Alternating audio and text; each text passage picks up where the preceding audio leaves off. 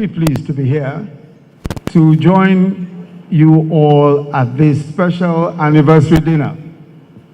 I also must thank you all very much for honoring our invitation to be here to celebrate our country, especially on this anniversary of our independence, the 58th anniversary of our independence.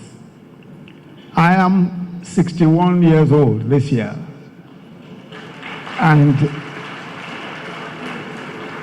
most of those 6 decades I have lived here in this country, here in Nigeria. So I think I can say that I know Nigeria quite well. A few years ago, a poll reported in the British Independent newspaper declared us the happiest people on earth. The same poll said that we were amongst the most optimistic people on earth, despite everything that we've experienced as a nation. I agree with both assessments. In other words, that we're possibly one of the happiest in the world. But I must also add that we are by far the most humorous people on the face of the earth.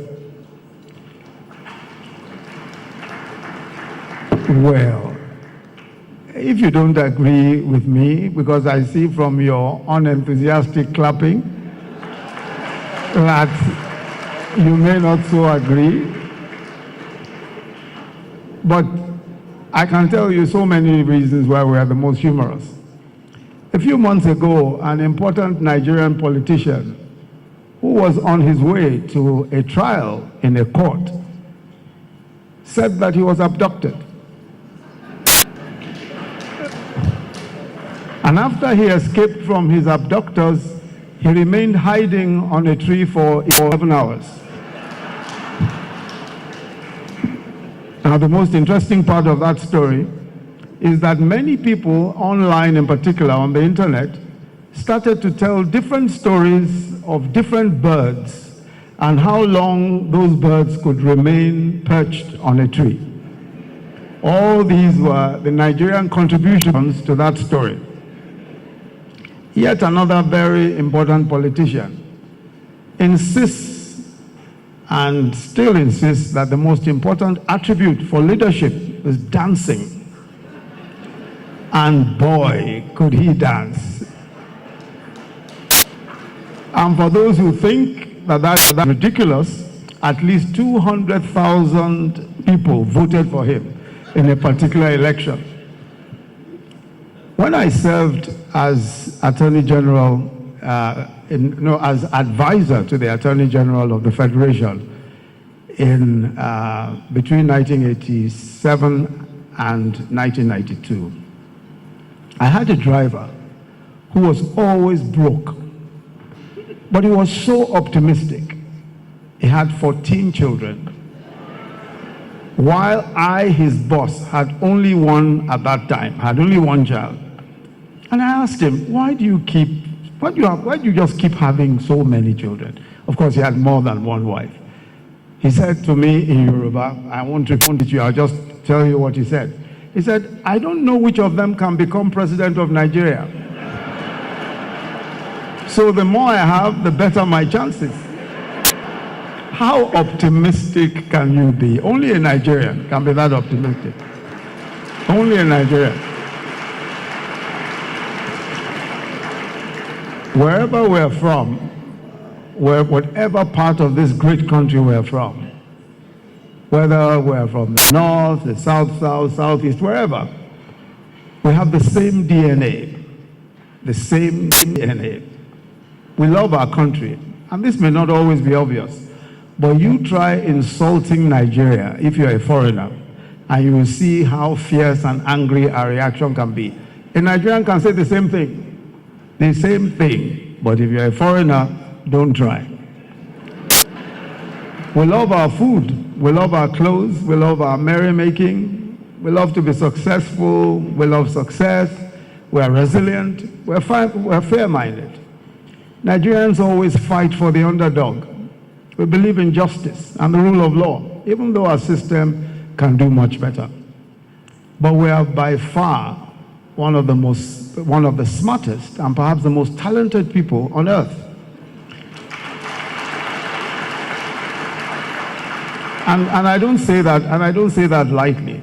In the US, Nigerians are the most educated ethnic group. The most educated ethnic group. Not one of the most educated, but the most educated ethnic group. 60% of Nigerians who live in America, we are told, have college degrees. 60%. This is above the American average of 30%. So 60% of Nigerians who live there. And Nigerians are one of the highest income earners, even there in America. And I choose America just as one example. 25% more than the median income. Nigerians earn 25% more than the median income. The world's fastest supercomputer was designed by a world-renowned inventor, Philip Emeagwali, a full-blown Nigerian. This means that Nigeria has the patent for the world's fastest computer. That's in Nigeria. The wealthiest black African is Nigerian. Isn't that a good thing? We're also told that the wealthiest black woman in the world is also a Nigerian, right? And who knows who the next wealthiest African will be here, you know, or the next wealthiest African. A Nigerian family, the Mafidons. I don't know whether you ever heard of the Mafidons. They live in the UK. They've been officially declared the smartest family in that country, the smartest. A family of about 6 children who have excelled in their academics in incredible ways.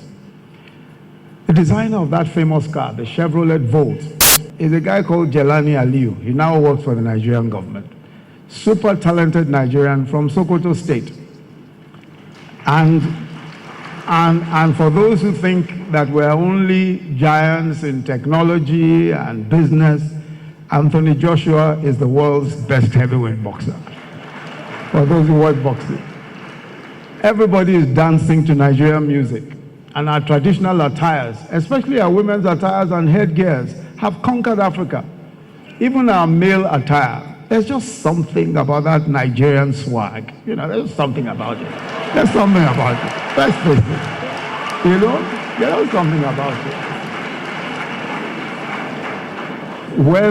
Whether they like it or not, you know, we Nigerians are just exceptional. We're just different. Anywhere you go, you a Nigerian. And don't you recognize a Nigerian when you see one? Anywhere you go, you can just tell that this one has to be a Nigerian. If you see somebody reading a book on how to become self-confident, know that is not a Nigerian. We are born self-confident. The reason why we're so optimistic is because we know that we're the best. We know that we're going to excel. It may seem like it's taken a while, and there are many problems, but every one of the over 1,000 days that I have been vice president for, I grow stronger in my complete confidence that we're going to be the envy of the whole world in a few short years. Well, you might say that is optimistic. Why not? I'm a Nigerian. Happy Independence Day. God bless you all.